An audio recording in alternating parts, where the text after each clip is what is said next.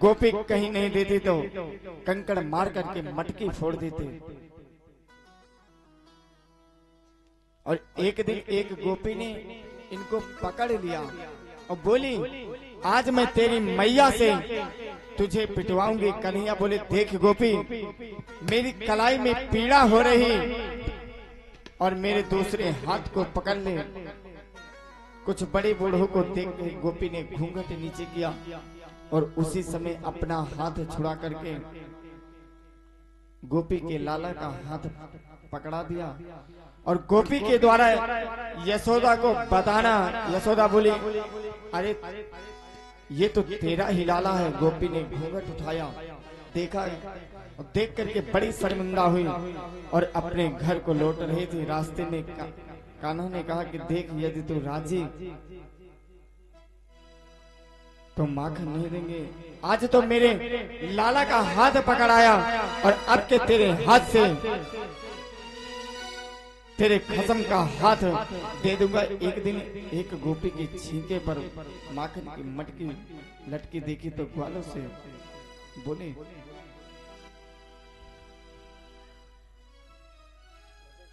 इस तरीके से भगवान बांके बिहारी लाल जी चोरी प्रारंभ करना शुरू किए। तब एक दिन यशोदा की दासियों गृह के अन्य कामों में लग गई और यशोदा स्वयं अपने हाथ से दधि मंथन करने लगी। और दधि मंथन करते समय कानों के कुंडल, हाथों के कंकड़ और मैया के स्तन हिला थे। माथे पर पसीने की बूंदी झलक रही थी। कन्हैया बोले, माई भूख लग गई है। यशोदा दूध पिलाने लगे, तभी चूल्हे पर रखा दूध उबलने लगा और मैया ने लाला को जो दूध को पी करके छके नहीं थे और गोदी से उतार दिया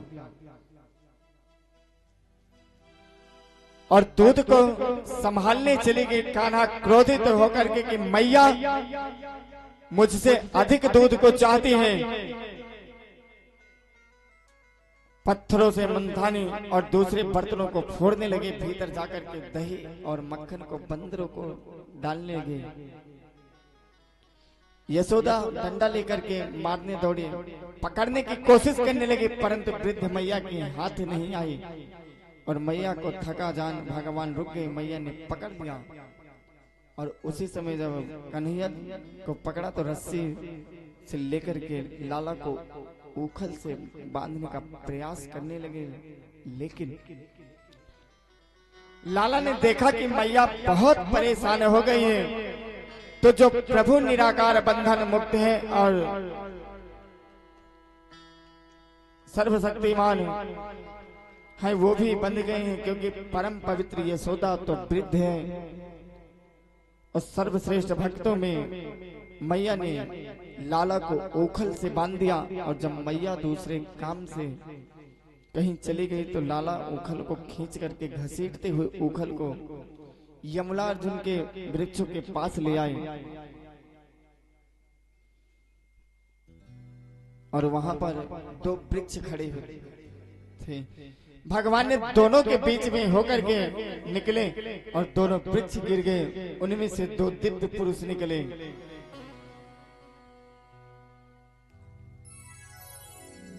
और कृपा कर दी।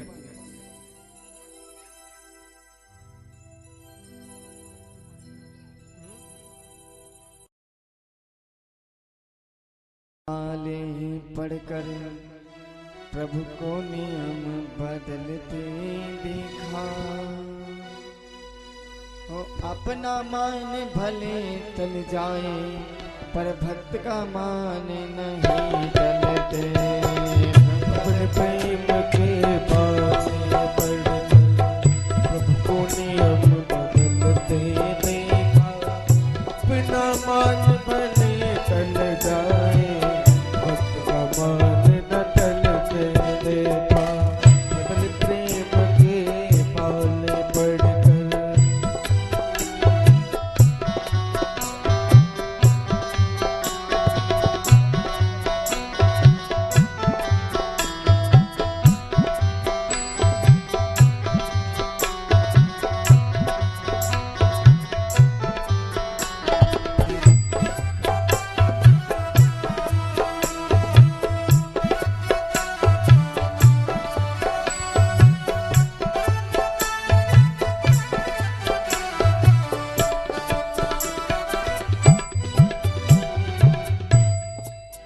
इतने में ही रस्सी के 2 अंगुल छोटी पड़ी और भगवान ने सोचा कि मात्र सत्व से ही भक्तों का हितैषी हो और रज और तम से नहीं। और जब मैया ओखल में बांधने लगी तो एक एक अंगुल छोटी पड़ती गई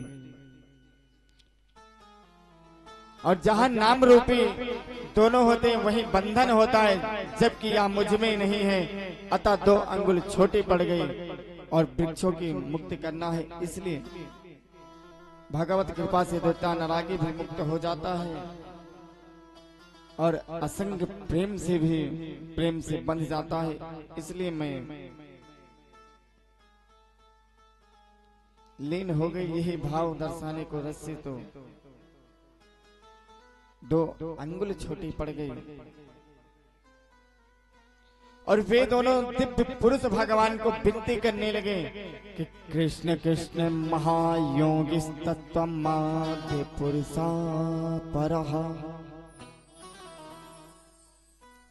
व्यक्त्या व्याक्तमिदं विश्वं रूपं ते ब्राह्मणा विदुः। हे प्रभु, आप प्रकट से परे आदि पुरुष हैं, ब्रह्मा ज्ञानी अव्यक्त है और अव्यक्त संसार को आपका रूप मानते हैं। नमः परम कल्याण, नमः परम मंगल, वासुदेवाय शांताय यदुनाम पतये नमः। कहते कि हे परम मंगल, परम कल्याणकारी आपको नमस्कार है। यादवों के स्वामी परम शांता आपको नमस्कार है। कहते कि हे प्रभु, आपने हमें इस जड़ योनि वृक्षों के अवस्था से उबार करके बड़ा उपकार किया है। हम आपके किन शब्दों में प्रार्थना करें कि निर्बल के प्राण पुकारे रहे, गोविंद हरे गोपाल हरे। प्राण पुकार रहे, गोविंद हरे गोपाल हरे। निर्बल के प्राण पुकार रहे, गोविंद हरे गोपाल हरे। ओ गोविंद हरे गोपाल हरे, गोविंद हरे गोपाल हरे, गोविंद हरे गोपाल हरे, गोविंद हरे गोपाल हरे। श्वासों के स्वर सत्कार रहे, गोविंद हरे गोपाल हरे। श्वासों के स्वर कार्य रहे, गोविंद हरे गोपाल हरे। आप भगवान को स्तुति करते हैं।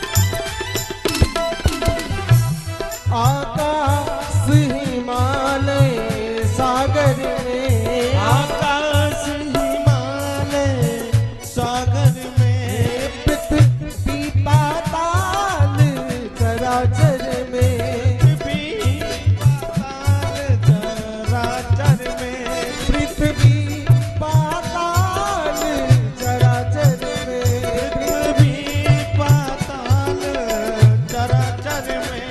यह मधुकर के गुंजार रहे, मधुकर से स्वर गुंजार रहे, गोविंद हरे गोपाल हरे, गोविंद हरे गोपाल हरे। निर्बल के प्राण पुकार रहे,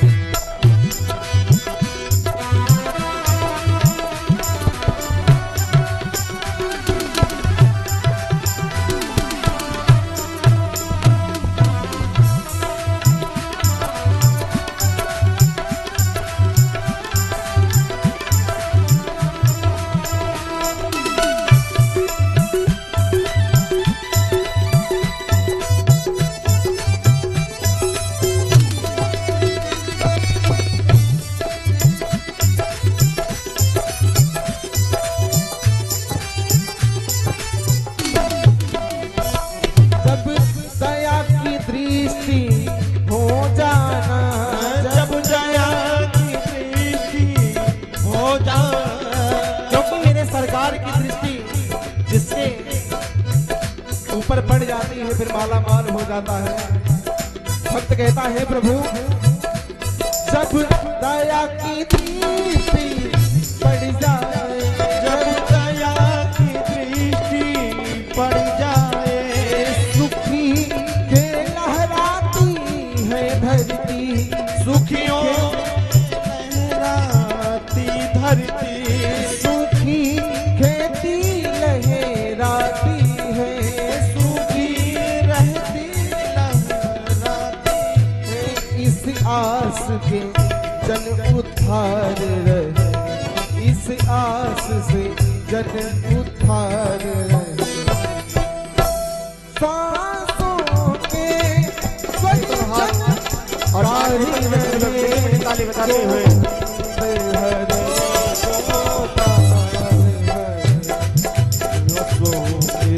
स्वर जनकारी रहे, गोविंद हरे गोपाल, गोविंद हरे गोपाल, गोविंद हरे गोपाल। बोले बांके बिहारी लाल जी सरकार की जय। जयकार थोड़ा तेज से लगाए क्योंकि अभी गोवर्धन की भी कथा है। बोलिए बांके बिहारी लाल जी सरकार की जय। पीछे वाले बोल रहे आगे वाले नहीं बोल रहे।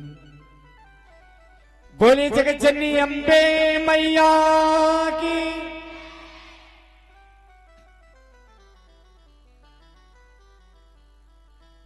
इतने में भगवान बोले कि तुमको मेरे दर्शन नारद जी की कृपा से ही है। और जब वृक्षों के गिरने की आवाज सुनी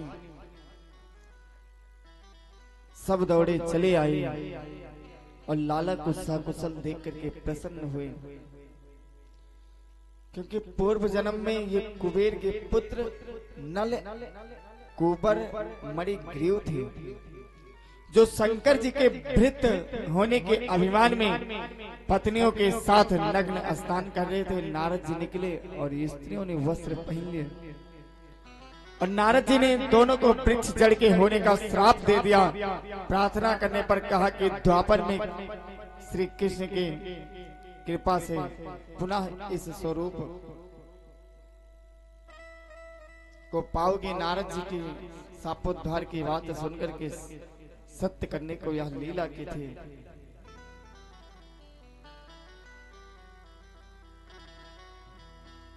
और लौकिक रीति में बंधा हुआ प्राणी और बंधन मुक्त में होने की प्रार्थना करता है, जबकि यहाँ कृष्ण बंधे हुए हैं और बंधन मुक्त प्राणी नलकुबर और मणिग्रीव भगवान से प्रार्थना कर रहे हैं। कहते कि फल बेचने वाली एक दिन फल बेचने आई और आवाज दी, गोविंद अंजलि में अनाज भरा हुआ अनाज के दाने फैलते जाते थे और ले जाकर के टोकरी में डाल दे और फल वाले में फल दिया, उसकी टोकरी रत्नों से भर गई, धन्य हो गई।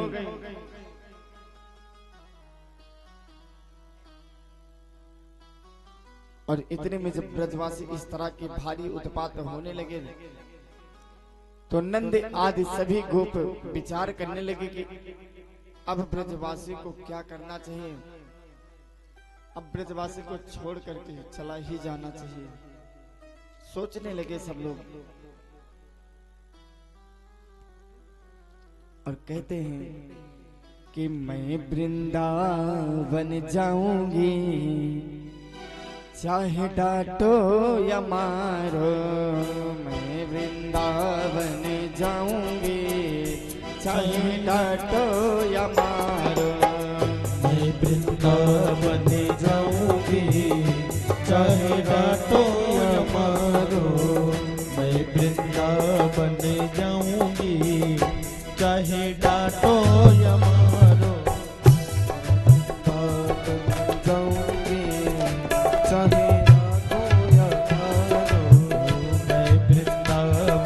जाऊंगी,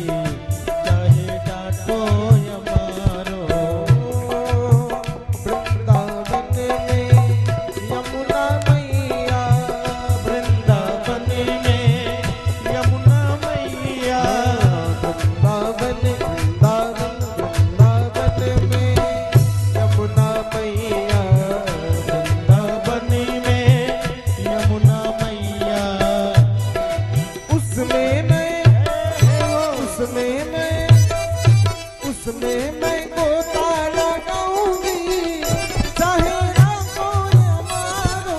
उसमें मैं गोता लगाऊंगी चाहे राखो या मारो। सखी मैं वृंदावन जाऊंगी चाहे राखो या मारो।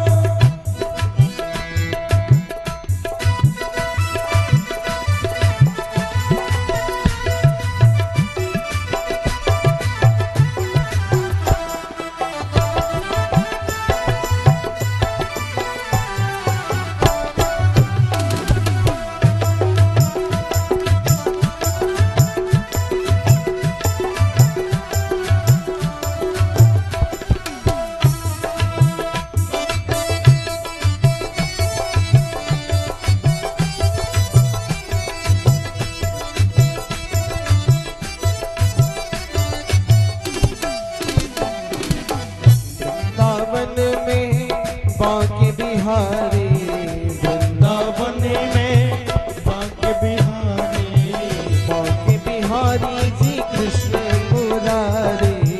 बांके बिहारी जी कृष्ण मुरारी। उनसे मैं नैना लड़ाऊंगी चाहे राखो या मारो। उनसे मैं नैना लड़ाऊंगी चाहे राखो या मारो। मैं वृंदावन जाऊंगी चाहे राखो या मारो। मैं वृंदावन जाऊंगी चाहे राखो या मारो। चाहे राखो या मारो, चाहे राखो या मारो। राखो या मारो चाहे राखो या मारो।